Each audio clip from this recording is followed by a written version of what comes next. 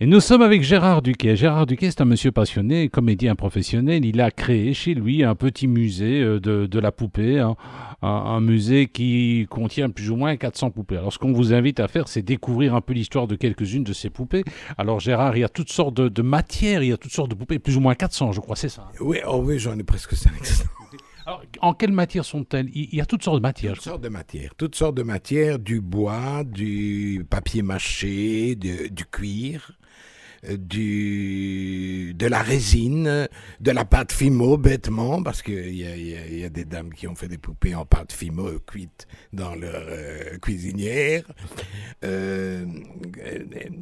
il y a tout en papier. Il y a de tout. Il y a de tout. Alors, s'il y a bien une dame qui a, je dirais aussi, rendu la poupée moderne, c'était une reine, si je me trompe, la reine Victoria possédait énormément de poupées. Et là, on est au 19e siècle, et c'est vrai que quelque part, le 19e siècle a été important pour la poupée. Ah, c'est l'éclatement total, hein, parce que là c'est vraiment considéré non seulement comme un jouet, mais un jouet auquel les parents s'attachent autant que les enfants, mais c'est surtout considéré comme une œuvre d'art, parce qu'on s'aperçoit qu'il y a des poupées, il y a des grands faiseurs comme Émile Jumeau, comme Casimir Bru,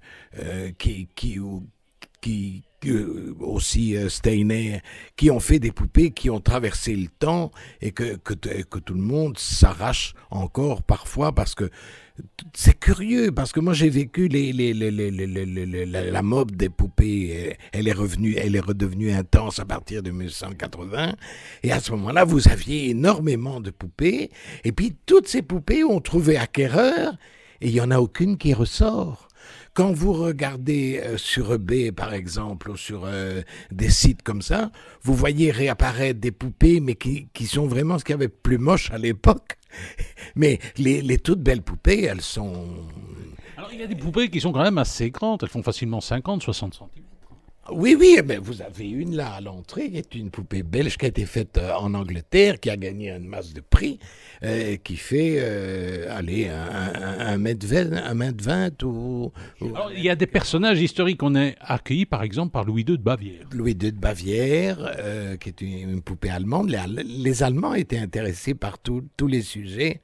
Et alors, il y a aussi l'impératrice Élisabeth d'Autriche.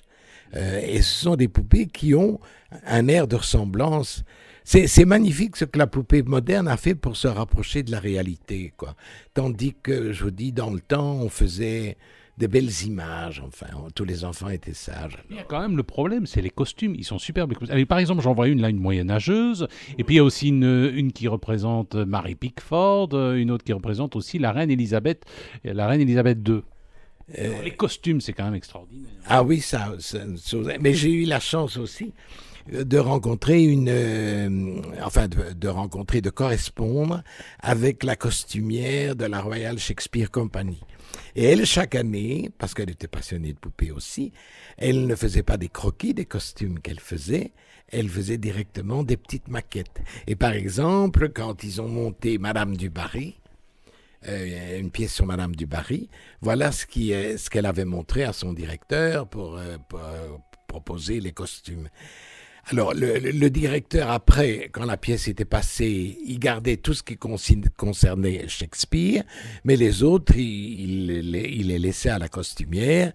Et pendant un petit temps, je comprends qu'elle avait beaucoup de gens à qui faire plaisir, elle m'a offert l'une ou l'autre de ses maquettes, et ce sont vraiment des poupées magnifiques, quoi.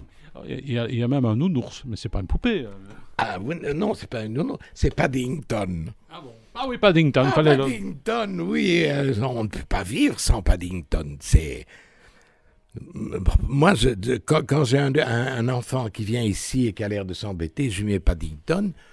3 minutes après, il est accroché et à la fin, il pleure. Hein, il pleure avec Paddington. C'est extraordinaire ce que ce nounours a. Alors, quelle est la poupée dont vous êtes le plus fier? La poupée dont je suis le plus fier, il y en a beaucoup, vous savez, parce que... Il y a celle qui ressemble à Ariel Dombal, là, elle est pas mal. Là, elle est pas mal, mais elle a une chose un peu... Ça, c'est un couple extraordinaire, c'est un couple de Maasai. qui est de Annette Imstedt, c'est en porcelaine, et elle devait en faire 90 exemplaires, parce qu'elle faisait toujours 90 exemplaires, c'est ce que peut supporter un moule. Au bout de 90, de 90 poupées faites à partir d'un moule, il est inutilisable, il est abîmé, il est les choses. Donc elle faisait toujours 90. Mais celui-là, elle n'a pas pu aller au-delà de 29 poupées, parce que vous savez, c'est dur de faire les poupées. Je crois que les gens ne se rendent pas compte. Est-ce que ça a une valeur financière? Quelques secondes de trop de cuisson, et la poupée, elle fond. Hein. Et quelle est la valeur financière? Ça varie. Ah, ça varie. Il y a des cotes. Hein. Il y a des cotes. Bon, il y a je vais dire, un prix moyen, mais alors il y a des poupées qui valent... Alors, on voit par exemple, là tout à l'heure, je parlais de Mary Pickford, actrice américaine. C'est vrai que les Américains, en matière de poupées, ils ont pris pas mal de choses. Ah ben, ils ont tout pris, hein. Ils ont tout pris. À ce moment-là, ça ne nous intéressait pas. Hein. On parle de l'époque de la Seconde Guerre mondiale ou de la... Oui, 40-45. Les Américains, ils ont découvert les poupées en France, pas en 40-45.